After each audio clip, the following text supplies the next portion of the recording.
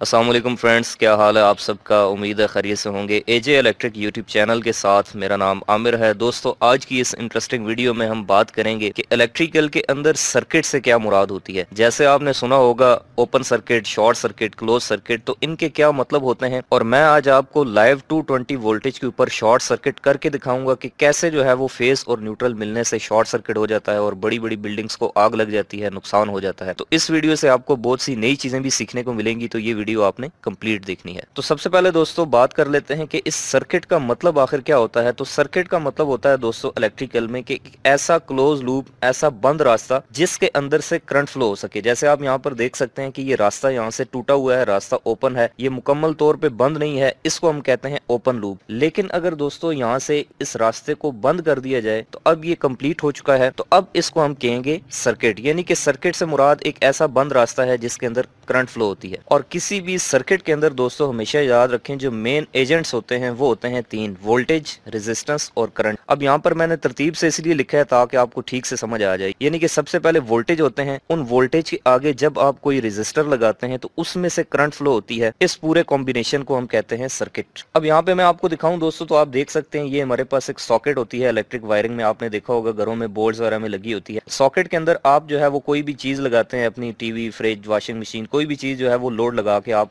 On करते हैं। तो इस सॉकेट के अंदर हमेशा याद रखें दोस्तों कि करंट नहीं आ रही होती, इसके अंदर हमेशा वोल्टेज आ रहे होते हैं। और जब आप इस सॉकेट के अंदर कोई भी रेजिस्टेंस लगाते हैं, जैसे कोई पंखा लगा लिया, कोई फ्रिज लगा ली, वॉशिंग मशीन लगा ली, तो हर एक लोड की, हर एक चीज की अपनी एक रेजिस्टेंस होती है। तो जब उस रेजिस्टेंस को, उस लोड को वोल्टेज का प्रेशर मिलता है तो उसके अंदर से उस प्रेशर की वजह से, उस वोल्टेज की वजह से करंट फ्लो करती है। इस सारे कॉम्बिनेशन को हम कहते हैं दोस्तों सर्किट। तो कहने का मतलब दोस्तों ये है कि जब भी आप किसी रेजिस्टेंस के, किसी लोड के टर्मिनल्स के ऊपर वोल्टेज सप्लाई करते हैं, वोल्टेज फ्राहम करते हैं, तो उस रेजिस्टर के अंदर, उस लोड के अंदर से करंट फ्लो हो जाती है। इस पूरे कॉम्बिनेशन को हम कहते हैं सर्किट। और इसी का दूसरा नाम है दोस्तों ओहम लॉ, यानी कि V is equal to IR। वो भी यही कहता है कि जब आप किसी रेजिस्टेंस को वोल्टेज देते हैं तो उसके अंदर से करंट फ्लो होना शुरू हो जाता है। तो दोस्तों कोई भी जो इलेक्ट्रिक सर्किट होता है उसकी बुनियादी तौर पर बेसिकली तीन टाइप्स होती हैं, तीन इकसाम होती हैं। एक होता है ओपन सर्किट, एक होता है क्लोज सर्किट और तीसरा होता है शॉर्ट सर्किट। तो सबसे पहले बात करते हैं दोस्तों ओपन सर्किट के बारे में। तो जैसा कि इसके नाम से ही जाहिर है कि ऐसा सर्किट जो कि ओपन हो उसको हम ओपन सर्किट कहते हैं। यहाँ पे आप देख सकते हैं कि ये मैंने एक रेजिस्टर को वोल्टेज अप्लाई किए हैं, वोल्टेज लगाए हैं, लेकिन यहाँ पर इसकी ये जो नीचे वाली वायर है, जो इसकी नेगेटिव वायर है, जो इसकी न्यूट्रल वायर है, वो इसके साथ टच नहीं कर रही, इसके साथ जुड़ नहीं रही। अब यहाँ पर दोस्तों एक बात जो आपने हमेशा याद रखनी है, जो बेसिक कॉन्सेप्ट है मैं आपको देने जा रहा हूँ कि ये जो हमारी रेड वायर होती है इलेक्ट्रिकल के अंदर, जो फेज वायर होती है, उसका काम होता है करंट को लेके आना और रेजिस्टर से गुजार के उसके बाद जो न्यूट्रल वायर होती है, जो ब्लैक कलर की तार होती है हमारे पास, जिसको हम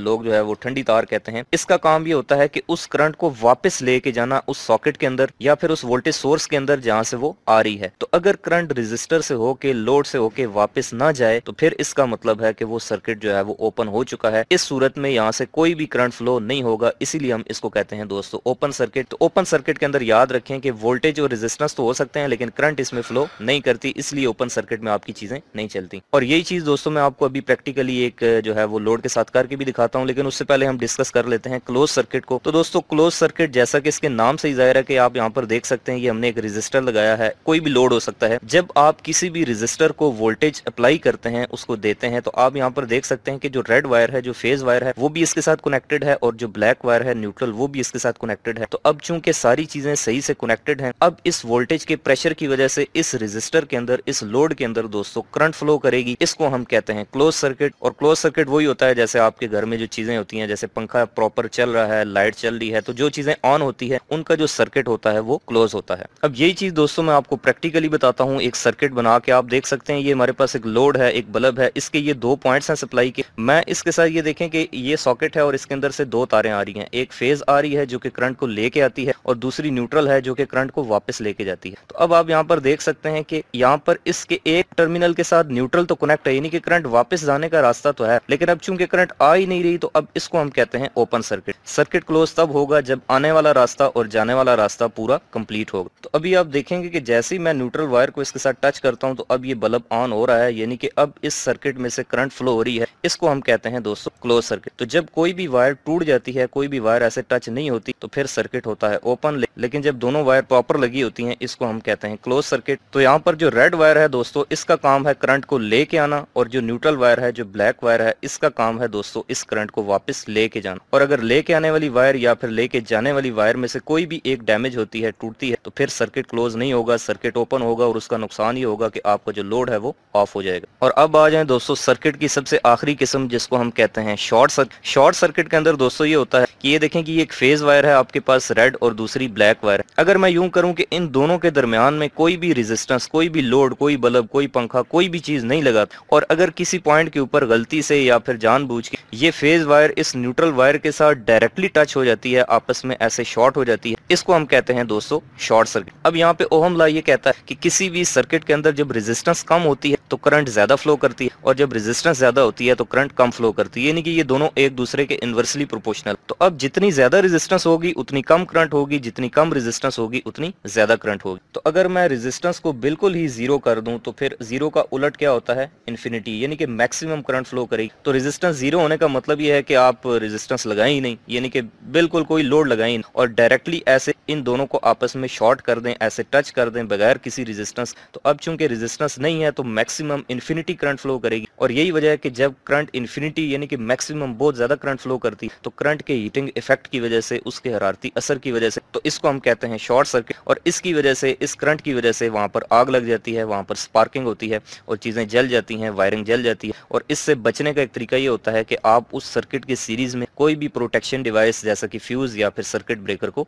इस्तेमाल करें। तो चलिए दोस्तों, अब मैं आपको लाइव शॉर्ट सर्किट का डेमो करके दिखाता हूँ, प्रैक्टिकली शॉर्ट सर्किट के कैसे फेज और न्यूट्रल के मिलने से आपस में स्पार्किंग होती है। अब यहाँ पर एक और भी चीज दोस्तों मैं आपको बताऊं, तो फर्ज कर लें कि जैसे मैं इस फेज वायर को ऐसे डायरेक्टली हाथ से पकड़ लेता हूँ, हाथ लगा लेता हूँ, कोई भी रजिस्टर बीच में नहीं लगा। अब ये होगा कि जब मैं इसको हाथ लगाऊंगा तो मैं एज ए रजिस्टर बिहेव करूंगा, मेरी जो बॉडी वो एज ए लोड काम करेगी, एज ए रजिस्टर काम करेगी। तो उसके बाद चूंकि मैं रजिस्टर बन गया, अब मेरे अंदर से उस वोल्टेज के प्रेशर की वजह से करंट फ्लो करेगी। और अगर मैंने कोई इंसुलेटेड चीज पहनी हुई है, यानी कि मेरा सर्किट ओपन है, नीचे को मैंने रबड़ के जूते पहने, तो फिर उस केस में मुझे शॉक नहीं लगेगा। लेकिन अगर मेरे पाँव नंगे हैं, तो आपको पता है कि जो हमारी जमीन होती है, अर्थ, उसकी property as a neutral wire की होती है। तो उसके बाद मेरा सर्किट जमीन के थ्रू कंप्लीट हो जाएगा, और अगर सर्किट कंप्लीट हो जाए तो आपको पता है फिर करंट फ्लो करती है, और जब करंट फ्लो करेगी तो फिर मैं एक्सपायर हो जाऊंगा। तो अब देखें, ये वाली जो वायर है हमारी रेड वाली, ये ऊपर वाली वायर है, और ये जो मेरे हाथ में दाएं तरफ वायर है ये न्यूट्रल वायर है।